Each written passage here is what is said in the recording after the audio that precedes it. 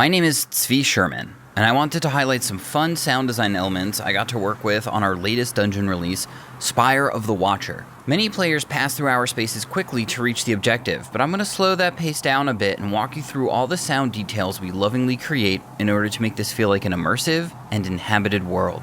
Before we jump in, just a bit of context around this activity. This long-forgotten facility has powered on and the player is tasked with investigating. Since it's derelict, the way it's getting power is via this time wound that places the left generator back to a time period when it was functional.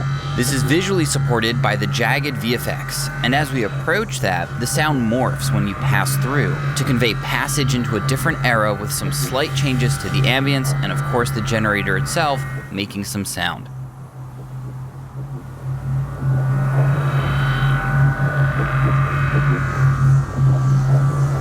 In contrast, the opposite generator is silent and rusted.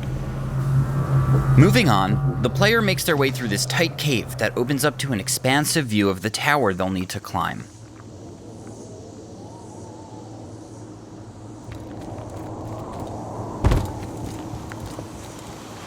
Getting close to any cliff edges will trigger a dizzying vortex wind loop that follows the player along a spline.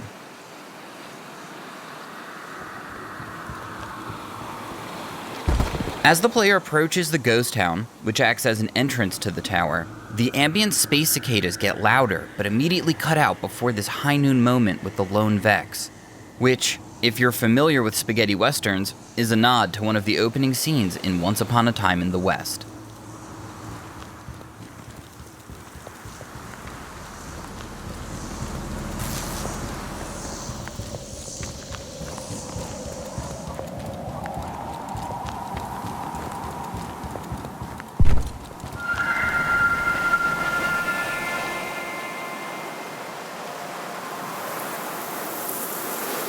And the tumbleweed rolls by, another Western film cliche to match this dungeon's theme.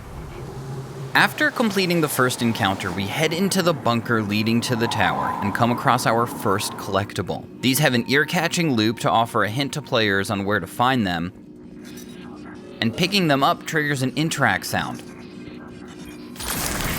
and then plays a bit of lore through voiceover, which is currently disabled for this video.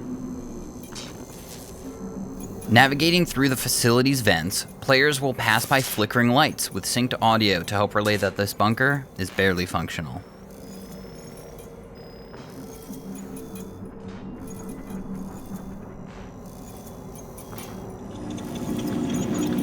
It's notoriously difficult to get players to look up in games, so to aid in their locating the next area, I placed humming buzzes with cone attenuation to draw the player's attention and guide them into the following traversal.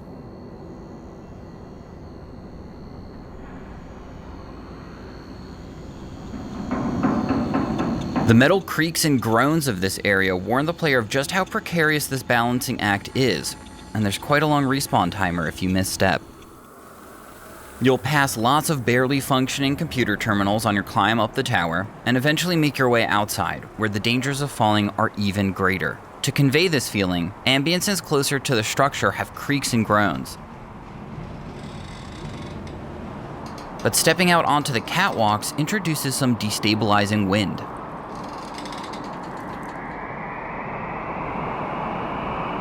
Once you activate the nodes, the grav lift opens to allow players access upwards to the next level. After ascending enough, players find themselves in a control room central to the tower. Flipping the lever opens the window and the path to the first boss encounter. Once the window is open, the state of the room changes so that the ambience is more windy, reflecting the cross breeze that now blows through the room. Covering the entire dungeon would make this video way too long, but I hope this glimpse into the sound gives players a new appreciation for the immersive worlds we're building.